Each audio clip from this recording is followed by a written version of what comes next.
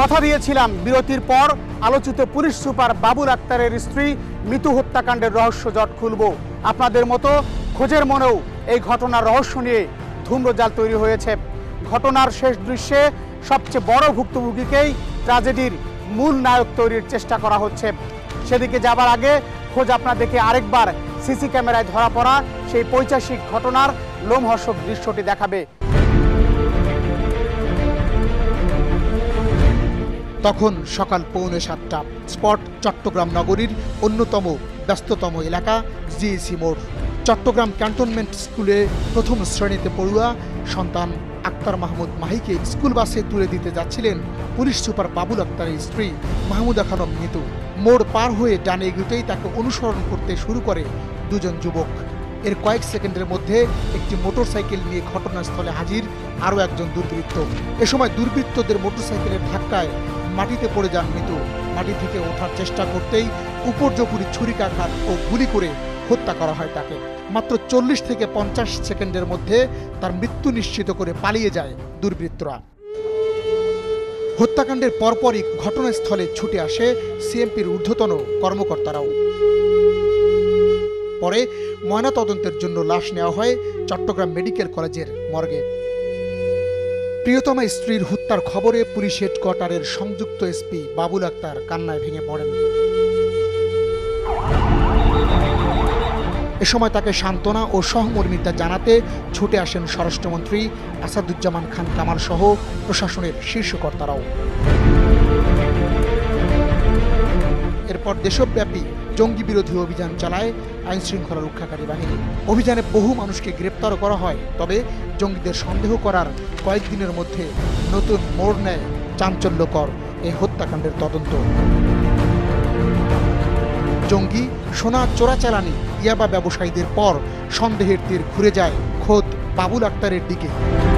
অভিযোগ ওঠে বাবুল আক্তার তার বিশ্বস্ত সোর্স মুসাকে ব্যবহার করে মিতুকে হত্যা করেন। মুসার স্বীকারোক্তির প্রেক্ষিতে সেদিনই বাবুল আক্তারের শ্বশুরের খিলগাঁওয়ের বাসা থেকে পুলিশের একটি টিম তাকে মিন্টো রোডের ডিবি কার্যালয়ে নিয়ে যায়। এদিকে বাবুল আক্তারকে গভীর রাতে নিয়ে যাবার পর থেকে তার সঙ্গে স্বজনদের সব ধরনের যোগাযোগ বন্ধ ছিল। কঠোর গোপনীয়তা বজায় থাকে পুলিশের পক্ষ থেকেও। এতে দিনভর নানা গুজবে ভাসতে থাকে সবাই। তবে দুপুরের দিকে বিষয়টি নিয়ে মুখ খোলেন স্বরাষ্ট্রমন্ত্রী।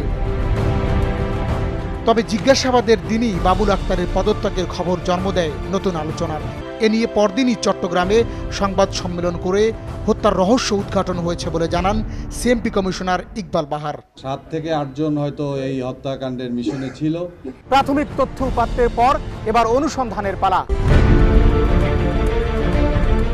ঢাকা চট্টগ্রাম মহাসড়কের পিচ ঢালা মসৃণ পথ ধরে এগিয়ে চলছে খোঁজের গাড়ি। আর উদ্দেশ্য মিতুর নৃশংস হত্যাকাণ্ডের কারণ নিয়ে সৃষ্ট ধূম্রজাল ভেদ করা। টিম খোঁজ বন্দরনগরী চট্টগ্রামে পৌঁছে আইন শৃঙ্খলা বাহিনীর তথ্য ও বিভিন্ন সূত্র থেকে পাওয়া তথ্যগুলো নিয়ে সমীকরণ মেলানোর চেষ্টা করে। তাতে ঘটনার মূল হোতা হিসেবে সবাই বলছেন বাবুলের সোর্স মুসার নাম, যিনি পুলিশের খাতায় পলাতক। তবে বিভিন্ন সূত্রের দাবি মুসা রয়েছে আইন শৃঙ্খলা বাহিনীর হেফাজতেই। এ ধোঁয়াশা কাটাতে মুসার পরিবারের সাথে যোগাযোগের চেষ্টা। তবে অনেক চেষ্টা তদবিরের পর জানা গেল প্রশাসনের হুমকির মুখে মুসার পরিবার চট্টগ্রাম ছাড়তে বাধ্য হয়েছে। সোর্স মারফত যতটুকু জানা যায় তাদের অবস্থান বান্দরবানের একটি পাহাড়ি এলাকায়। সেখানে যেতেই দেখা যায় ছোট্ট একটি মাটির ঘরে 2 ছেলেকে নিয়ে বসবাস করেন মুসার স্ত্রী পান্না আক্তার। আমার স্বামীকে আদালতে হাজির করুক। আমার স্বামী যদি দোষী হয় আমরা মেনে নেবো ভাইয়া। আমার স্বামী এরকম না, বাধ্য করছে। যদি এরকম সঙ্গে থাকে এই বিষয়ে জড়িত থাকে, করে কোনো কিছু জন্য বাধ্য করছে। সেখান থেকে টিম খোঁজ মিতু হত্যার ঘটনায় আরও 2 জন সন্দেহভাজনের পরিবার সন্ধান করতে থাকে, যারা আইন শৃঙ্খলা বাহিনীর হাতে ক্রস ফায়ারে নিহত হয়েছেন। এদেরই একজন রাশেদ, অন্যজন নবী। বান্দরবানের প্রত্যন্ত পাহাড়ি এলাকার ইসলামপুরে তাদের বাড়ি। সেখানে গাড়ি পৌঁছাবে না, তাই শেষ ভরসা নিজের দুপা। বেশ কিছু দূর এগুতেই পাওয়া গেল বৃদ্ধা শুক্কুরানীকে, যিনি ক্রস ফায়ারে নিহত রাশেদের মা। কয়েক মাস আগ থেকেই রাশেদ পরিবার থেকে বিচ্ছিন্ন বলে জানান তিনি। তবে এখনও ছেলের কবরের পাশে দাঁড়িয়ে নীরবে কেঁদে বুক ভাসান এই বৃদ্ধা। আর পুয়াইবেন না জগতর পুয়া আর পুয়াইবে কিয়র এলা আপনার যে কিয়র দুর্গজ্জি এরকম হইতে তুনু।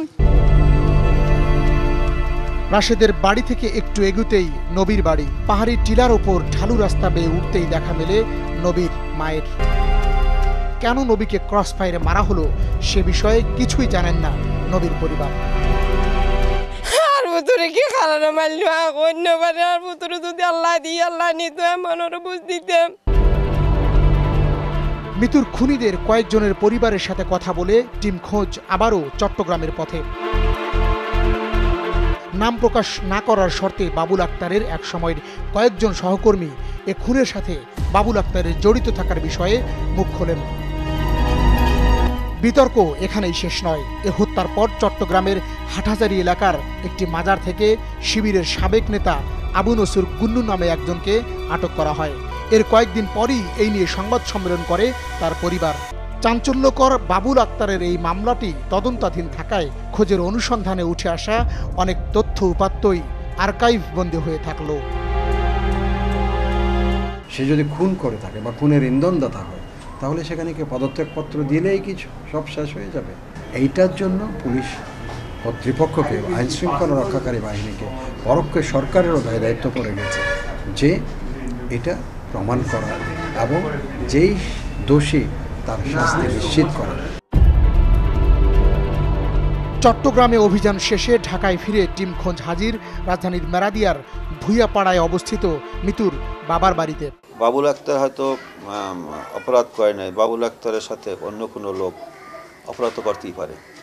তার সাথে কতটুকু বাবুল আক্তারের সহায়তা আছে বা নাই সেটা তো পুলিশ বের করার কথা। তুমি নীরব থাকার কোনো যৌক্তিকতা নাই। হ্যাঁ, তোমার নীরব থাকলে ছোটা উল্টা আমরা ভাববো যে তোমরা ওখানে সন্দেহ এসে যাবে। আলোচনার মূল ভূমিকায় থাকা বাবুল আক্তার এখন অনেকটাই লোকচক্ষুর অন্তরালে। পুলিশ সুপারের দায়িত্ব থেকে অব্যাহতি দেওয়ার পর এখন আদ্দিন মেডিকেল কলেজ হাসপাতালে বড় পদে কর্মরত আছেন তিনি। স্ত্রীর হত্যাকারীদের বিষয়েও কোনো প্রতিবাদ প্রতিকারে সরব নন। টিম খোঁজের সাথে কথা বলার প্রতিশ্রুতি দিলেও এক পর্যায়ে কৌশলে এড়িয়ে যান।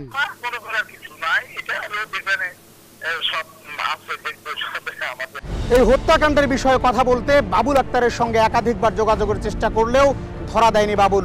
তার এই লুকোচুরি যেমন প্রশ্ন তোলে, তেমনি কুমিল্লার তনু কিংবা ফেনীর একরাম হত্যাকাণ্ডও জাতির কাছে অমীমাংসিত প্রশ্ন। এইসব প্রশ্ন বানে বিদ্ধ হয়ে প্রতিনিয়ত সত্যের সন্ধানে ছুটে চলছে টিম খোঁজ। দর্শক, বরাবরের মতো যাবার বেলায় বলি, আমাদের জানান আপনাদের চোখে ধরা পড়া সব অসঙ্গতি। প্রযোজক খোঁজ, বাড়ি 47, সড়ক 116, গুলশান 1, ঢাকা 1212 এই ঠিকানায়। সতর্ক থাকুন, অনুসন্ধানী চোখ রাখুন সবখানে। শুধু চোখ নয়, মন ও মগজ দিয়ে খুঁজুন ঘটনার পেছনের ঘটনা।